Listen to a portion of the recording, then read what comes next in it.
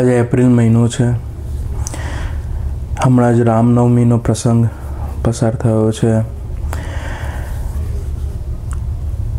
લોકોએ રામ ભગવાનને યાદ પણ કર્યા. યાદ કરી અને લોકોને કદાચ રજા હશે, મને ખબર નથી અત્યારે તે ઇન્ડિયામાં હોય કે નહીં રજા, પણ રજા હશે હું માનું છું. અને ભગવાનને યાદ કર્યા, ભગવાનને યાદ કરી અને કદાચ એમની પૂજા કરી, સારું ખાવાનું નૈવેદ્ય બનાવ્યો ભગવાન માટે, આરતી કરી હશે. And this is all. આ વાત ત્યાં આવીને પૂરી થઈ ગઈ.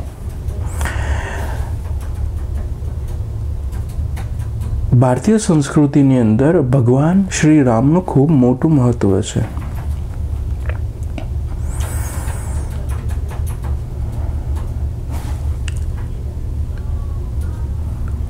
એને આપણે હીરો માનીએ છીએ, એક આદર્શ હીરો.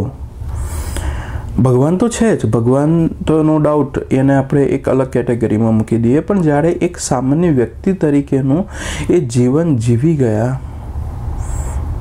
અને એટલે એમને આપણે હીરો માનીએ છીએ. એમના જીવનના ઘણા બધા પ્રસંગોથી ઘણા બધા લોકો કદાચ સહેમત નહીં પણ થતા હોય, બની શકે એવું. તેમ છતાં પણ ઓવરઓલ તમે જો ગણો તો એ આપણા માટે એક આદર્શ વ્યક્તિ છે કે જેના જીવનને, જેની મેથડ્સને આપણે ફોલો કરી શકીએ. મેં હમણાં કીધું એમ કે જો તમે રામનવમીનો જન્મ દિવસ ઉજવ્યો હશે, રામજન્મી ઉજવી હશે, તો મેં કીધું એટલું જ કર્યું હશે. એનીથી ઉપર ભગવાન રામ વિશે વિચાર્યું નહીં, કદાચ મંદિરમાં જઈને ભગવાનના દર્શન કર્યા હશે. પણ આ બધી જ પ્રક્રિયાઓ કરવાથી ધ ઇમ્પોર્ટન્ટ થિંગ ઇઝ, આધ્યાત્મિક જગતની અંદર ખૂબ જ મહત્વનો એક સિદ્ધાંત છે. તમે સમજો છો, તમે જાણો છો, તમે માહિતી મેળવી લો છો, ધેટ એવરીથિંગ વર્ક્સ, એ સારું છે. પણ આ બધું જ કર્યા પછી ચોથી વસ્તુ જે આવે છે એ છે તમે કેટલું તમારા જીવનમાં ઉતારો છો, તમારી અંદર કેટલું ગયું, શું લાઈફ ચેન્જીસ થયા તમારીની અંદર. If it doesn't make any changes, જો કોઈ પણ પ્રકારના ચેન્જીસ ન થયા હોય તો આગળની 3 પ્રક્રિયાઓનું કોઈ મહત્વ રહેતું નથી. And that should not be done. તો આ કરવાની જરૂર નથી. એ જ રીતે આપણે ભગવાન રામને યાદ કરીએ છીએ. રામનવમીનો દિવસ ખાસ એની માટે જ રચના કરવામાં આવી છે કે ભૂલથી એક દિવસ તો ભગવાનને યાદ કરી લો, ભગવાનને એક વખત તો જોઈ લો, એમનું જીવનને એક વખત રિવાઇઝ કરી લો. કદાચ એમાંથી કોઈ ગુણ આપણને શીખવા મળી જાય, કંઈક જાણવા મળી જાય. કારણ કે ભગવાન રામનું જો તમે જીવન જોશો, થોડુંક હું એના વિશે, રામનવમી છે, પસાર થઈ ગઈ છે મને ખબર છે, પણ તેમ છતાં પણ એના વિશે આપણે જો તરત ચર્ચા કરવા માગીએ તો એમ કહી શકીએ કે એનું એક ઓવરઓલ પિક્ચર હું તમને કહી શકું કે રામ ભગવાન છે, એમનું જીવન તમે શરૂઆતથી અંત સુધી જુઓ. It's like common man. એ એક સામાન્ય વ્યક્તિ તરીકે જીવ્યા છે. ભગવાન હશે પણ જીવ્યા છે સામાન્ય વ્યક્તિ તરીકે. તમારા અને મારા જીવનમાં આવતા જે સુખ અને દુઃખના પ્રસંગો છે, આ સુખ અને દુઃખના પ્રસંગો એમણે પણ ભોગવ્યા છે. એ પણ સીતા માટે રોયા છે, એ પણ પોતાના ફાધર માટે રોયા છે, એ પણ પોતાના ભાઈઓ માટે રોયા છે. એમને દુઃખ લાગેલું છે, એમણે પ્રેમ પણ આપેલો છે, એમણે ગુસ્સો પણ બતાવ્યો છે. એટલે કે એમનું જો તમે જીવન જોશો ને તો it sounds like real human being. આ સ્ટોરી હોય કે ગમે તે હોય, પણ અલ્ટિમેટલી આપણે એમનું જો જીવન જોઈશું તો ખ્યાલ આવશે કે it is like a real human being. એક ખરેખર વ્યક્તિ જે આ દુનિયામાં કઈ રીતે એને જીવવું એનો એક તમને આદર્શ માપદંડ આપે છે. તમે ભગવાન શ્રી કૃષ્ણનું જીવન જુઓ. ભગવાન શ્રી કૃષ્ણ એ એક ભગવાન તરીકે જીવ્યા છે. સુપિરિયર પાવર્સ, સુપર પાવર્સ સાથે જીવેલા છે કે જેમે પહેલેથી એસ્ટાબ્લિશ થયેલું છે કે આ તો ભગવાન છે. એના જન્મ પહેલાંથી જ નક્કી હતું કે ભાઈ આ તો ભગવાન તરીકે જ આવવાના છે અને એક મનુષ્યના રૂપમાં ભગવાન છે.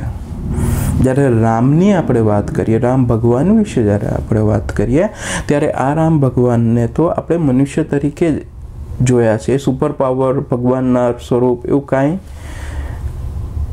નક્કી નહોતું થયું.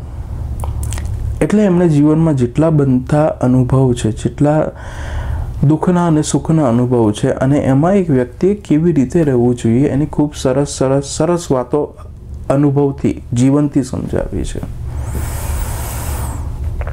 કારણ કે કોઈ કંઈ બોલી જાય ને, કંઈક વાત કરી, તો વાત કર્યા પછી એને જો અનુભવ ના કરી હોય તો વાત કેવી થઈ જશે? હવામાંની વાત થઈ જશે, કે જેની અંદર હવામાંથી વાત થઈ અને હવામાં જતી રહી. It doesn't make any difference, કારણ કે જે બોલી રહ્યો છે એને પણ એનો અનુભવ નથી. So how we can speak? The best option is, જો સારામાં સારો રસ્તો હોય આ સમજવા માટેનો, તો અનુભવથી સમજો અનુભવને. ગુરુજી કહેતા કે તમે પુસ્તકો વાંચો, પુસ્તકો એની વાંચો કે જેણે અનુભવ કર્યા છે અને જેણે પોતાનો અનુભવ મૂકેલા છે. આ અનુભવ તમને હેલ્પ કરશે, આ અનુભવ તમારા જીવનમાં ફેરફાર કરશે. Otherwise you read number of things. આજે હું તમને પૂછું, તમારામાંથી કેટલી બુકો વાંચી છે? ઢગલો બુકો વાંચી છે, પણ એ ઢગલો બુકોની વચ્ચે, આ ઢગલો બુકોની સાથે એમણે ઉતાર્યું શું જીવનમાં?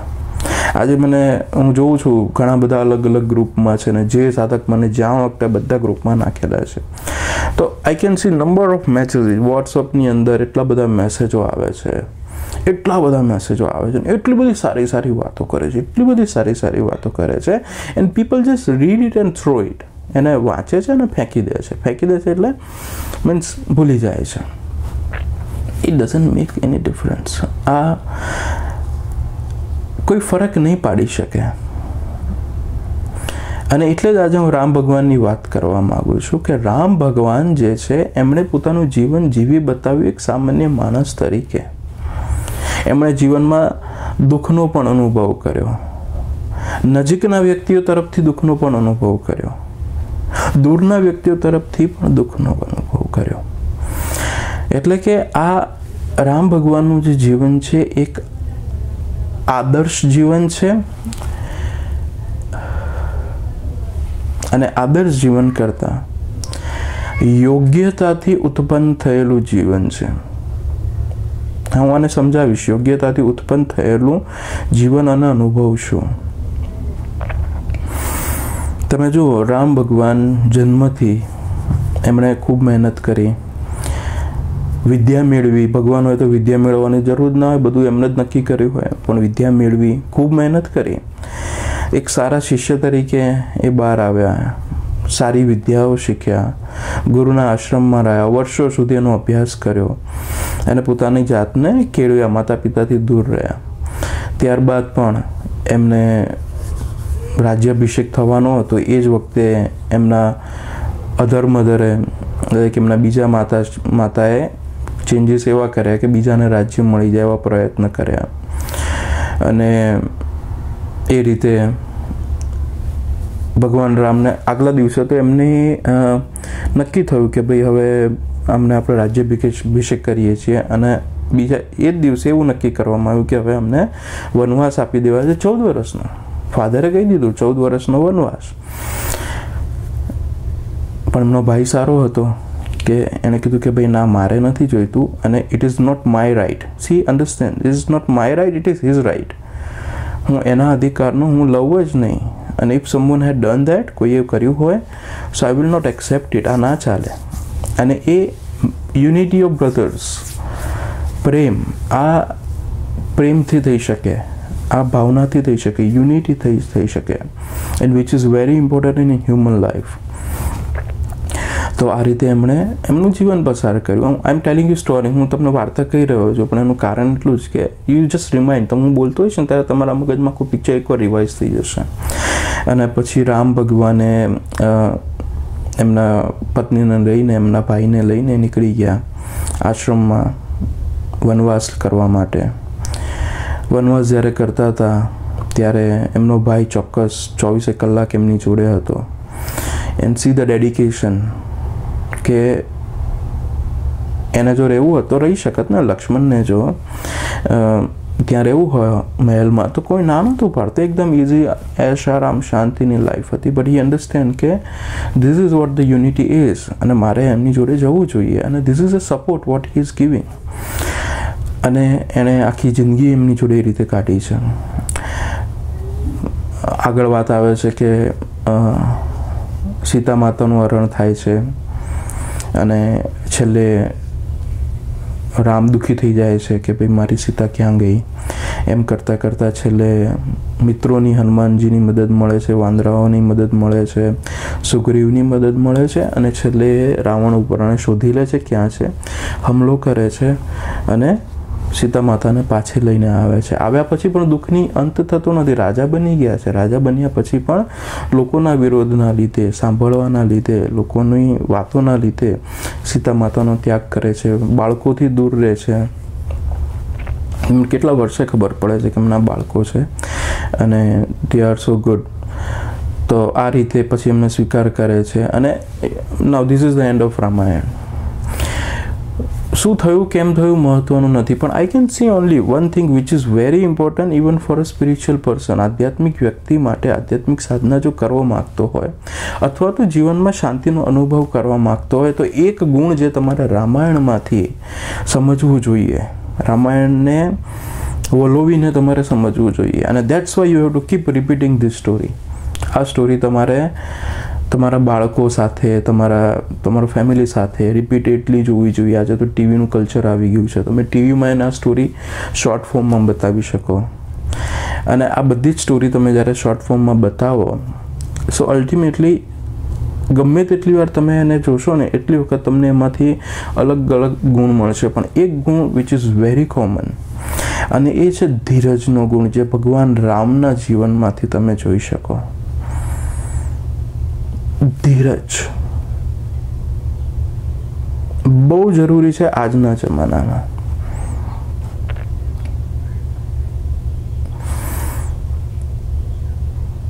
મને એક પ્રસંગ યાદ આવે છે આના અનુરૂપ રામાયણનો જ, કે ભાઈ સુગ્રીવની જોડે મિત્રતા થઈ અને એમણે મિત્રતા થઈ એટલે રામે કીધું કે હું તને હેલ્પ કરીશ અને ભાઈ તું પણ મને હેલ્પ કરજે જેથી હું મારી પત્નીને પાછી લાવી શકું. અને એમણે બલીને માર્યો અને ત્યારબાદ થોડાક સમય સુધી સુગ્રીવને એમના આખું ગ્રુપ દે એન્જોય, એમને રાજપાટ બધું મળ્યું હતું એટલે. અને રામ શાંતિથી વેઇટ કરતા હતા કે લેટ મી સી, મારે કંઈ બોલવું નથી, લેટ મી સી. એમણે મને હેલ્પ કરવાની વાત કરી છે ને, આઈ બિલીવ ઇન દેટ. એમણે ધીરજથી, શાંતિથી બધું જ સ્વીકાર કરી જોયું અને એમને લાગ્યું કે ના, હવે આ બહુ વધારે પડતું મોડું થઈ રહ્યું છે.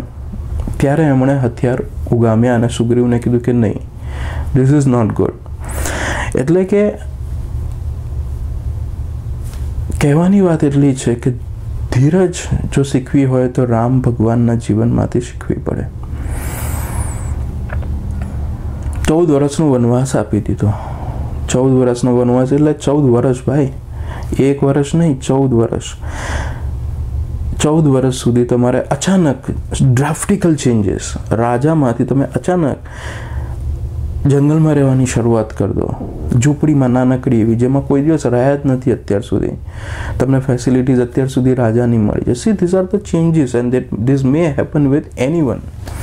આવા ચેન્જીસ રામ ભગવાન જોડે થયા અને એ જ ચેન્જીસ રામ ભગવાને સ્વીકાર કર્યા. પણ આવા જ ચેન્જીસ કોઈ પણ વ્યક્તિના જીવનમાં પણ બની શકે છે. તો આ બધા જે ઘટનાઓ બને છે એ દરમિયાન ભગવાન રામ સ્ટેબલ, સ્થિર હોય છે,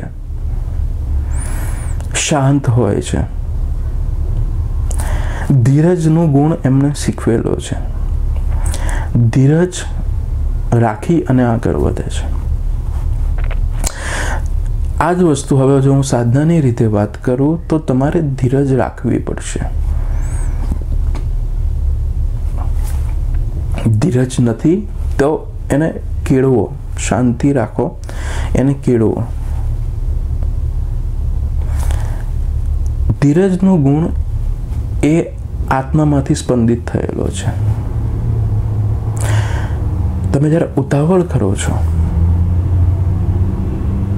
ત્યારે શું થાય છે એ મનના દ્વારા ઉત્પન્ન થયેલો છે. મન આખી સિચ્યુએશન સમજે છે અને સડન રિએક્શન આપે છે. અને આ સડન રિએક્શન કેવું હોય છે? આ સડન રિએક્શન એટલું બધું સ્ટ્રોંગ હોય છે કે એ એક નિર્ણય લઈ લે છે. નિર્ણય લીધા પછી ઘણી વખત બની શકે સારો હોઈ શકે, બની શકે એવું પણ થાય કે ખરાબ હોઈ શકે. એવું નથી કહેતો કે આખી જિંદગી રાહ જોવાની. હું એમ કહું છું કે જ્યાં સુધી તમારા મનની ત્વરિતતા શાંત ન થાય ને ત્યાં સુધી ધીરજ રાખો. એક વખતે મનની ત્વરિતતા શાંત થઈ ગઈ, મનની ઉતાવળ શાંત થઈ ગઈ, પછી તમે ન્યુટ્રલ થશો. અને ન્યુટ્રલ થયા પછી શું નિર્ણય લેવો એ તમને સમજાશે. અને એટલે એટલો સમય દરમિયાન તમારે ધીરજ રાખવાની છે. આઈ હેડ સીન પીપલ, મેં એવા લોકોને જોયા છે કે જે લોકોએ ભગવાન બદલી નાખ્યા છે.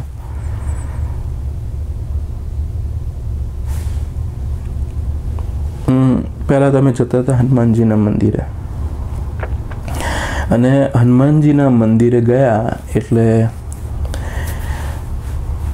તમે જેને પગે લાગી તમારી પ્રાર્થના ભગવાનને તમે કહો છો, એ ભગવાન અમારે આવું છે ને મને તકલીફ છે, મને તમે હેલ્પ કરજો. હો, અને ભગવાન બોલે કે ના બોલે આપણે સમજી લઈએ છીએ કે હા ભગવાને કીધું કે હેલ્પ કરીને પ્રસાદ બી આપ્યો. અને પછી તમે નીકળી જાઓ છો મંદિરમાંથી અને તે એક્સપેક્ટ કે હવે ભગવાન કંઈક કરશે. I will not do anything, ભગવાન કંઈક કરશે. મારે હવે ચિંતા કરવાની જરૂર નથી. ચિંતા કરવાની એટલે કે મારે હવે કામ કરવાની બી જરૂર નથી, એની તરફ મારે એક્ટિવ રહેવાની બી જરૂર નથી. ભગવાન બધું જ કરશે. પણ પછી તમને એવું લાગે છે કે ભગવાન તો એટલું બધું કંઈ કરી નથી રહ્યા, એટલે તમે સીધું જ ભગવાન હનુમાનજી પાસે જઈને કહો કે તમે મને હેલ્પ નથી કરી રહ્યા. તો હેડ સીન પીપલ, મેં લોકોને જોયા છે કે જે લોકોએ હનુમાનજીમાંથી તે કૃષ્ણ ભગવાન ઉપર જાય, એના મંદિરમાં જઈને ઊભા રહે, કૃષ્ણ ભગવાનના મંદિરમાંથી શંકર ભગવાનના મંદિરમાં જઈને ઊભા રહે, અને એમ કરતાં કરતાં ભગવાનો ચેન્જ કરે રાખે જ્યાં સુધી અમને સોલ્યુશન ના મળે. મહત્વ અહીંયા એ છે કે તમારી ધીરજ હોવી જોઈએ. સાધનાની અંદર મોટામાં મોટો ગુણ છે ધીરજ. જો ધીરજ ન હોય તો તમે આખી જિંદગી સાધના કરશો ને, તેમ છતાં પણ આ સાધનાનો લાભ તમને પૂરેપૂરો નહીં મળે. કારણ કે તમે ઉતાવળમાં કરો છો. I want to do something, મારે કંઈક કરી જ નાખવું છે, ફટ લઈને ફટ. તો ઇટ ઇઝ નોટ પોસિબલ. એવી આશા રાખવી એ પણ અયોગ્ય છે, અને એના માટે પ્રયત્ન ન કરવો એ પણ અયોગ્ય છે.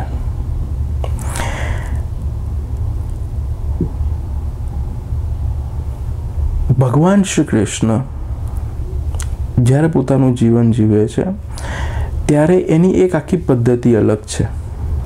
ભગવાન રામ જ્યારે પોતાનું જીવન જીવે છે ત્યારે તમે એમના જીવનમાં બધા જ પ્રસંગોની અંદર એક જ એમણે નિયમ રાખ્યો હતો, અને એ છે ધીરજનો.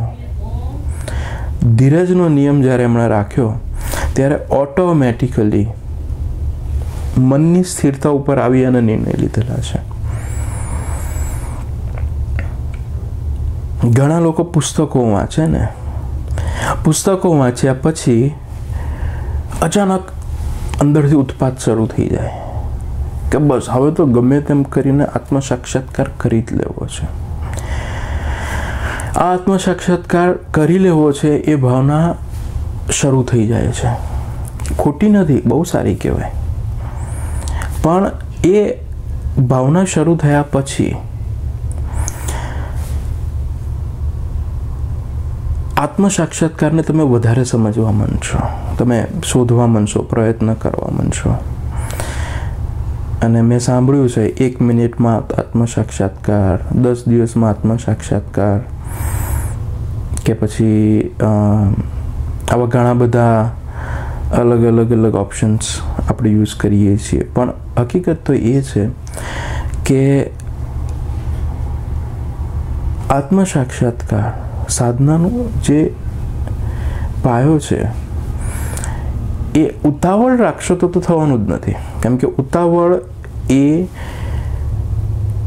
મનની આવેગની નિશાની છે, મનના આવેગની નિશાની છે. ઉતાવળ એ મનની એક્ટિવનેસની નિશાની બતાવે છે. અને એ મનના એક્ટિવનેસની નિશાની જ્યારે તમારી સામે મૂકવામાં આવે છે ત્યારે કુદરત પહેલું જ એને રિફ્યુઝ કરે છે કે સૌથી પહેલાં આને શાંત તો કરો.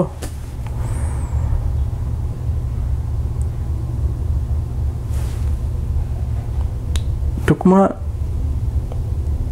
સ્થિરતાનો ગુણ આપણે ભગવાન રામના જીવનમાં શીખવાનો છે. સ્થિરતાનો ગુણ એક સાધક તરીકે આપણે ડેવલપ કરવાનો છે. હું માનું છું કે ના હોય તો એક્સપેક્ટેડ કે ના હોય. સો એ કંઈ બહુ મોટી વાત નથી, પણ જો તમે એને ડેવલપ નથી કરી રહ્યા તો તમે કંઈક ગુમાવી રહ્યા છો. એટલે કે ધીરજ તમારી અંદર હોવી જોઈએ. આ ધીરજ તમને સાધનાની આધ્યાત્મિક ઊંચાઈઓ ઉપર લઈ જશે.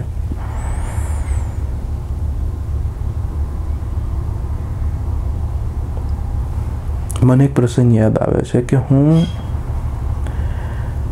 જ્યારે ગુરુજી મને કીધું હતું કે ભાઈ આ રીતે અભ્યાસ કરવાનો, અને હું રાતે સાધના કરતો હતો, આઈ એક્સપેક્ટ મેં આ પ્રસંગ ઘણી વખત કીધેલો છે કે ગુરુજી મને જુએ, મને કે વાહ ભાઈ બહુ સરસ કરી રહ્યો, મેં તને કીધું ને તું કરે છે. આ બધી જ વસ્તુઓ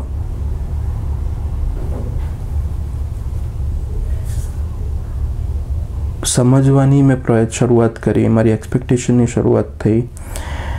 અને ઘણી વખત ગુરુજી મને મહિના સુધી કંઈ પૂછે નહીં કે શું ચાલે છે ભાઈ તારી સાધના. જો અમે એક સાથે રહેતા હોઈએ સો અમારે કોઈ દિવસ એવું કન્વર્ઝેશન ના હોય. હી એક્સપેક્ટ કે હું કરી રહ્યો છું, અને હું એવું ઈચ્છતો હોઉં કે મને કંઈક એક વખત પૂછે તો ખરા, કોઈ પ્રશ્ન હોય તો, પણ હું પણ એમને એટલો કોઈ પ્રશ્ન ન કરું. અને એમ કરતાં કરતાં ઘણો બધો સમય પસાર થાય.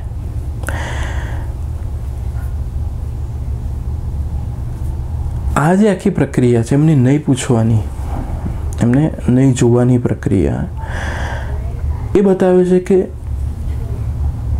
તમારી અંદર આંખ લગાડે. એટલે પછી એક દિવસ તો મેં જેને પૂછી લીધું, મેં તો હું આટલું તમે કીધું એ પ્રમાણે કરું છું, અને તમે મારી સામે જોતા બી નથી, તમે મને કંઈ પૂછતા બી નથી, તો મને બી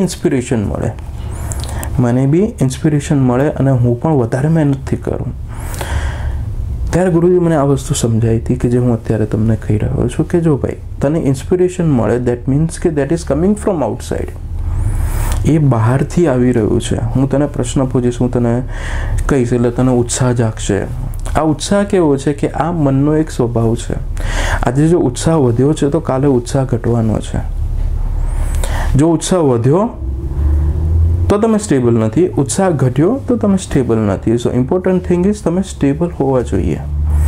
અને તમે સ્ટેબલ હોવા જોઈએ એની માટેનો આ જે નિયમ છે, શું નિયમ છે? ધીરજ રાખવી પડશે. કદાચ મને લાગશે ને તો હું સામેથી કહીશ તને, પણ ત્યાં સુધી ધીરજ રાખ અને રાહ જો કે હું બોલું. હું સામેથી બોલું એની રાહ જોજે. અને હું તો કહું રાહ જોવાની પણ જરૂર નથી, તું તારું કામ કર ને. You do your work. શું થવું જોઈએ ને શું ન થવું જોઈએ, ડોન્ટ એક્સપેક્ટ ઇટ. આશા વગરનું કાર્ય હશે એ આધ્યાત્મિક રીતે તમને ઉચ્ચ સ્તર ઉપર લઈ જશે. વાસના ક્ષયમ એવો મોક્ષ. વાસનાનો જ્યારે ક્ષય થાય છે ત્યારે મોક્ષ થાય છે. પણ વાસનાનો જ્યારે ક્ષય થાય છે ત્યારે એમાં પાછી બે પ્રકારની વાસનાઓ આવે છે. પહેલી વાસના છે કે જે ભૌતિક વાસના છે કે ને જે તમને દેખાય છે કે ભાઈ મારે ફોન જોઈએ છે, મારે ગાડી જોઈએ છે, આ ભૌતિક વાસના થઈ. અને બીજી પ્રકારની વાસના છે જેને કહેવામાં આવે છે સૂક્ષ્મ વાસના. સૂક્ષ્મ વાસના એ કે જેની અંદર એ વિઝિબલ જ નથી. અરે સમજવા પ્રયત્ન કરો તો બી સમજાતી નથી. તમે પોતાનું ઇવોલ્યુશન, સેલ્ફ ઇવોલ્યુશન કરવાની શરૂઆત કરો તો પણ સમજાતી નથી, પણ હોય છે ખરી, અને એ જ સ્ટ્રોંગ હોય છે. અને આ સ્ટ્રોંગ વાસનાની સામે તમારે ધીરજ રાખવી પડશે. જો ધીરજ રાખશો તો ધીમે ધીમે એની સ્ટેબિલિટી આવી જશે. હજી આને બીજી રીતે સમજાવું. તમે પાણીમાં પથ્થરો નાખો અને વિચારો કે હું ફટ કરીને બધું શાંત કરી દઉં. હા, તમારે શાંત કરવું, તમને ખબર છે કે પાણીમાં પથ્થરો પડ્યો એટલે હવે એની વમણ આમ કરતા ઉપર છે. આ વમણને તમારે હવે શાંત કરવી છે. તો એની માટે તમે 2 હાથ આમ કરીને રોકી લો પાણીને. આમ જેવા તમે 2 હાથથી વમણ રોકવા પ્રયત્ન કર્યા, કદાચ જે જૂના ઉત્પન્ન થયેલા હતા વમણ એ રોકાઈ ગયા, પણ જે નવા ઉત્પન્ન થયા એનું શું? તમારા હાથની મૂવમેન્ટના લીધે જે વમણ નવા ઉત્પન્ન થયા એનું શું? અચ્છા, હવે ચલો એ ખબર પડી ગઈ કે તો એ તો ઉત્પન્ન થયા, તો તમે એને બીજી બાજુથી રોકવા પ્રયત્ન કરો. બીજી બાજુથી રોકવા ફરીથી પ્રયત્ન કરો તો શું થાય? ફરીથી નવા વમણ ઉત્પન્ન થાય. તમે પાણીમાં હાથ નાખ્યા વમણ ઉત્પન્ન થશે.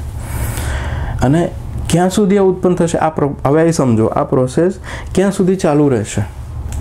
તો થશે એવું કે આ પ્રોસેસ જ્યાં સુધી તમે પ્રયત્ન કરતા રહેશો ત્યાં સુધી ચાલુ રહેશે. જ્યાં સુધી તમે એને રોકવા પ્રયત્ન કરશો ત્યાં સુધી ચાલુ રહેશે.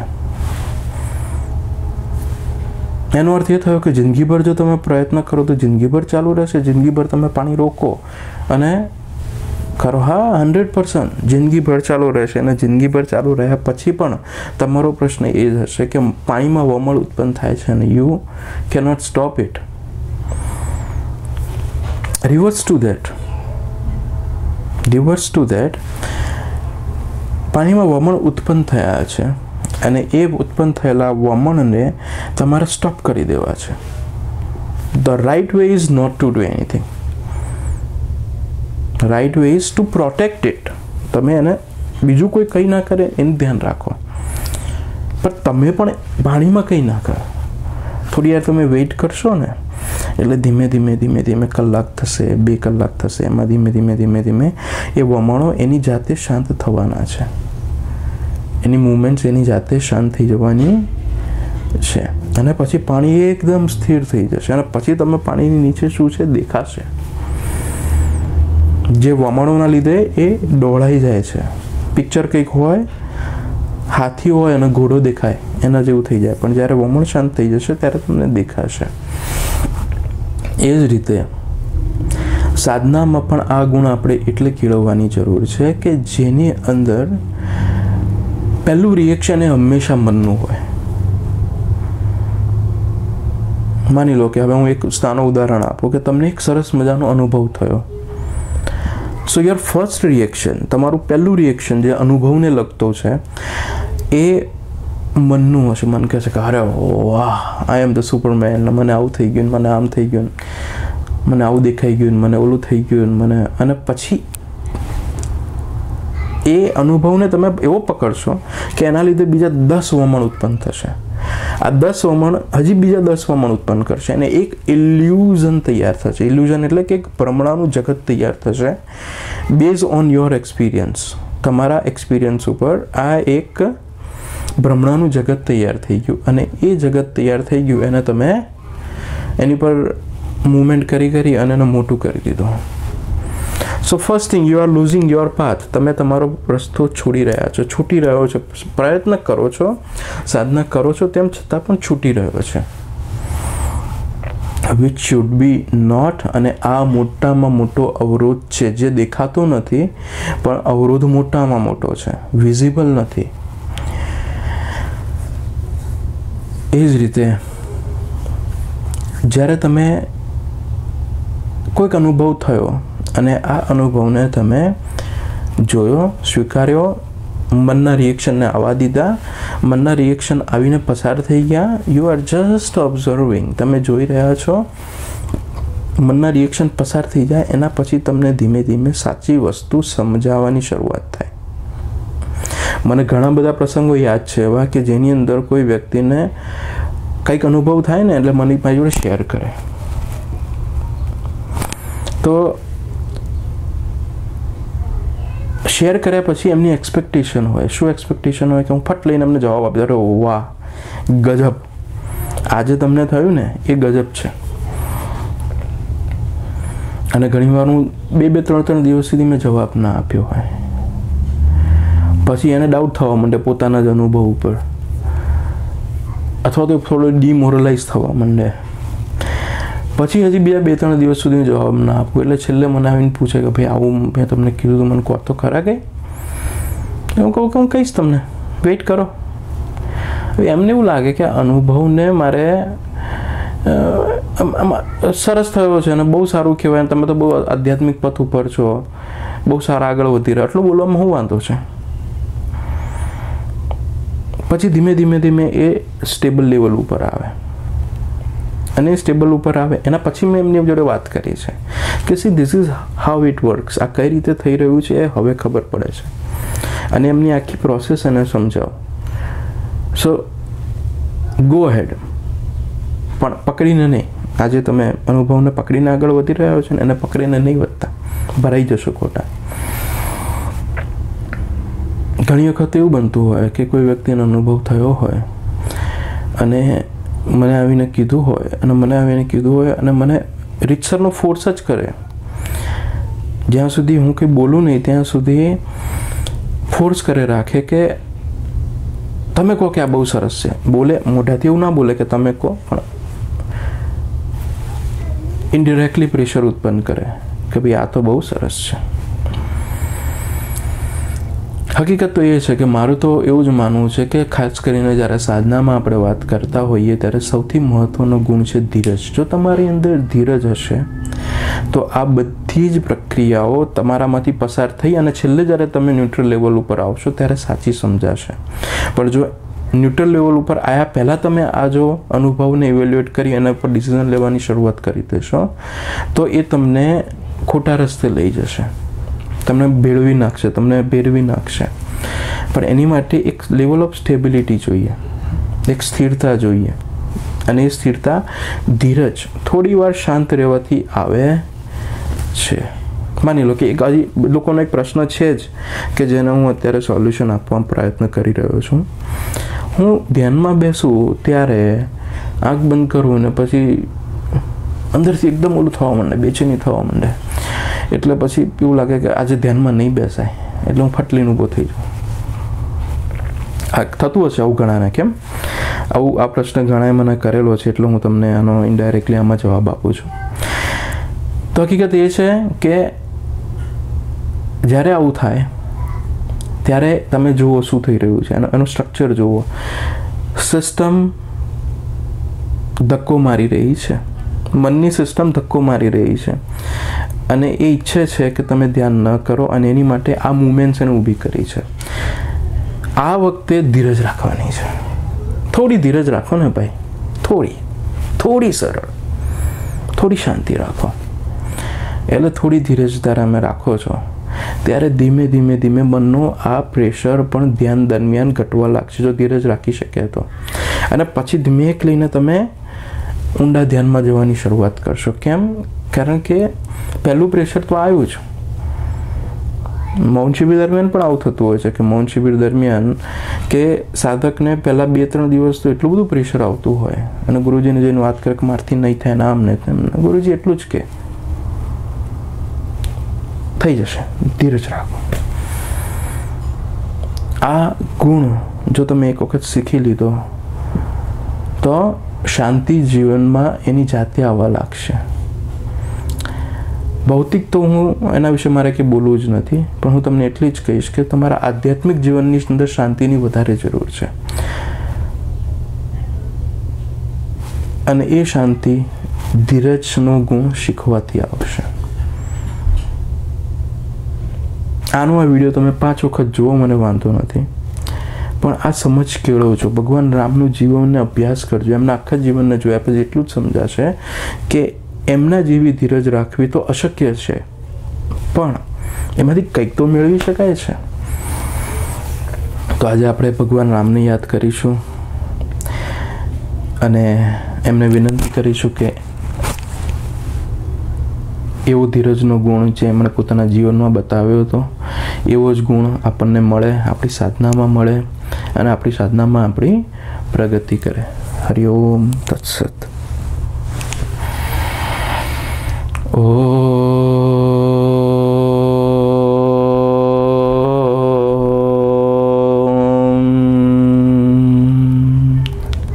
સત.